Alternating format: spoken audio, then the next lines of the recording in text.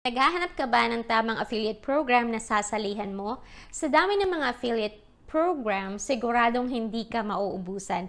In this video, sasabihin ko sa iyo ang ilan sa mga affiliate programs na sinalihan ko at iba pang affiliates na available para sa iyo.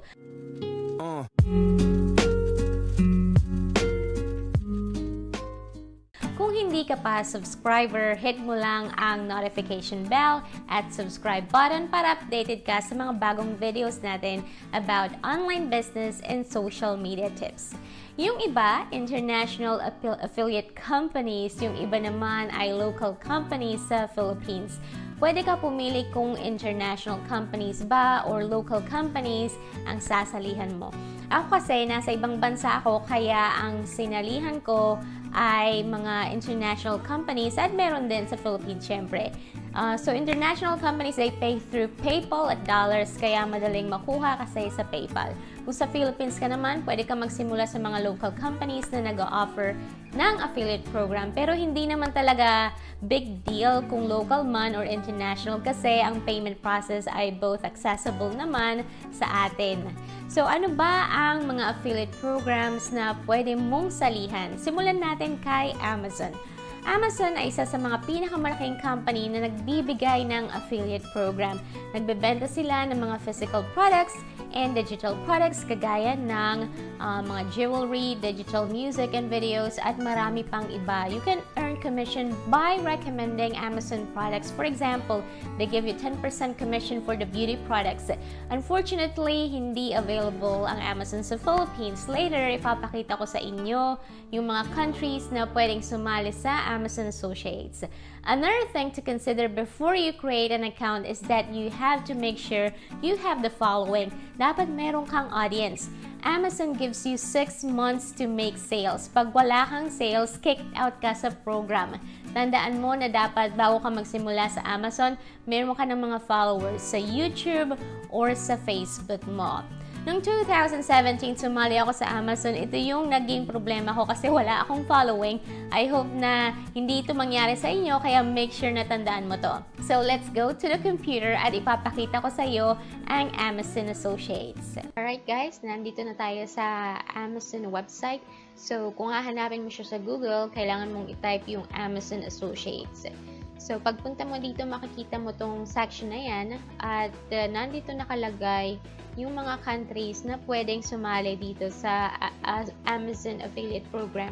So, sabi ko nga, Philippines hindi pwede, pero kung nasa ibang bansa ka, kagaya ko, pwede kang sumali dito kung sakaling nasa Japan ka man, or nasa Canada ka, nasa China ako ngayon, or nasa Brazil ka, or Australia, or UAE. Yan, maraming mga OFWs na Filipino sa UAE. Pwede kayong sumali dito sa Amazon Associates at mag-create ka ng account. So, makikita mo rin dito kung magkano yung commissions na makukuha mo.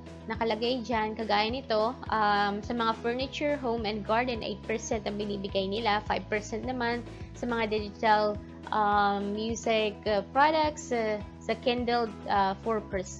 So, ang kailangan mo lang gawin dito ay mag-create ka ng account. So, kung wala ka pang account, click mo dito, join now for free. Ayan. So, kailangan may mga sundin ka rin kasi after nyan, makakreate ka ng account, bibigyan ka nila ng fill up form, tapos fill outan mo yun ng pangalan mo.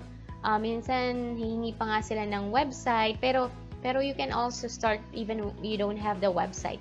So, yan. So, ganyan lang siya.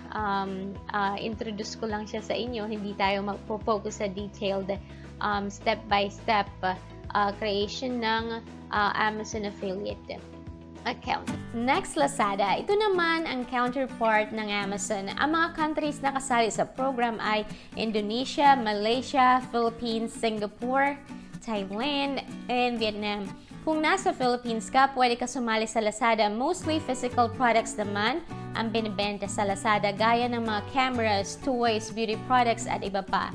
Nagbibigay sila ng 6% commission sa cameras, mobiles, and tablets naman, 4.5% commission. Alright, next naman yung Lazada. Dito sa Lazada naman, this is program, for the Southeast Asia. So, siya yung counterpart ng Amazon. So, usually yung Amazon medyo, although international siya, hindi niya talaga sakop lahat ng countries, hindi pwedeng makapag-avail doon. So, dito sa Southeast Asia, so, doon siya nakafocus. At mga physical products din binibenta dito. So, kung gusto mong malaman kung magkano commission ang pwedeng makuha as an affiliate ng Lazada, syempre kailangan mong mag-sign up muna kasi doon nila ibibigay yung mga list nung kung magkano yung makukuha mo. So, kailangan mo lang hanapin tong website na to. Tapos scroll down mo yung website, doon sa baba makikita mo yung affiliate program ito. So, i-click mo lang yan. Tapos, makikita mo na yung mga instructions nila dito. So, meron ding mga explanations why Lazada Affiliate Program. So, kung gusto mong basahin to, talagang intindihin, just go to these links and then mag-sign up ka. So, pag nag-sign up ka na, doon makikita yung mga percentage ng commission na binibigay nila for the specific products. Okay? So, I think mga 6% ganyan ang binibigay, 3%. So, ako kasi hindi ako pwede dito mag-join. I wish I can. So, wala sila sa China. So next, Getresponse. It is a marketing software that helps gather leads and make email automation. This is ideal for those online marketers who wanted to automate their business process. Nagbabayad sila through PayPal, kaya bagay ito sa mga tao sa ibang bansa, kagaya ko.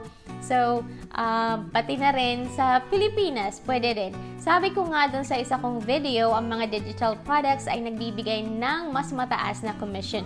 So, 33% ang recurring commission na makukuha mo dito sa Getresponse.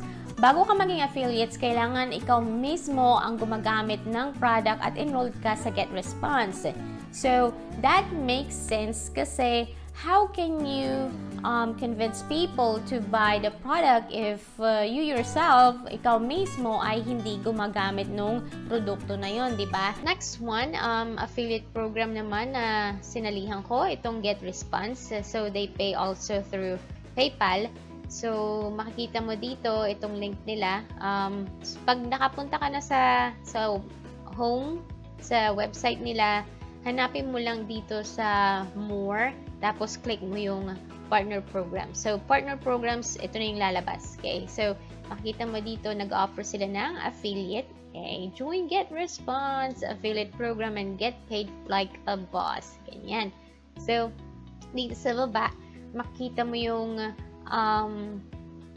magkano yung binibigay nila sa mga affiliates nila. So, kung gusto mo ng affiliate bounty program, generous one-time commission, ito, so $100 for every account referred.